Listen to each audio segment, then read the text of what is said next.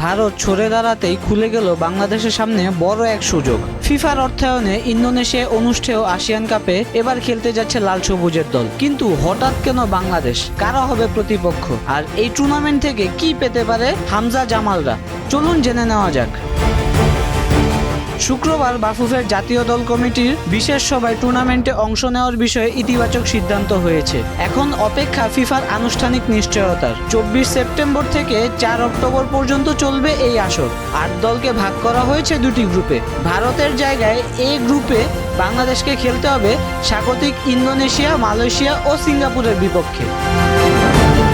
সবচেয়ে গুরুত্বপূর্ণ বিষয়, টুর্নামেন্টে অংশ নিতে বাফুফের বড় কোনো আর্থিক ব্যয় হচ্ছে না। আয়োজকরাই দলগুলোর যাতায়াত ও আবাসন খরচ বহন করবে। ফলে আর্থিক চাপ ছাড়াই আন্তর্জাতিক মানের প্রতিযোগিতামূলক ম্যাচ খেলার সুযোগ পাচ্ছে বাংলাদেশ। শুধু গ্রুপ পর্ব নয়, ফরম্যাট অনুযায়ী বাংলাদেশের অন্তত 4টি ম্যাচ খেলার সম্ভাবনা রয়েছে। অর্থাৎ হামজা জামাল, মোরসালিনদের জন্য এটি হতে পারে মূল্যবান আন্তর্জাতিক অভিজ্ঞতা অর্জনের মঞ্চ। আর বাংলাদেশের এই সুযোগের পেছনে মূল কারণ, আগামী 3 অক্টোবর ব্রাজিলের বিপক্ষে প্রীতি ম্যাচকে সামনে রেখে ভারতের আসর থেকে সরে দাঁড়ানো। ভারতের ছেড়ে যাওয়া জায়গা এবার বাংলাদেশের সামনে। সুযোগটা কাজে লাগিয়ে কতদূর যেতে পারে লাল সবুজরা, সেটি এখন দেখার বিষয়। আশিকুর রহমান, দিগন্ত স্পোর্টস।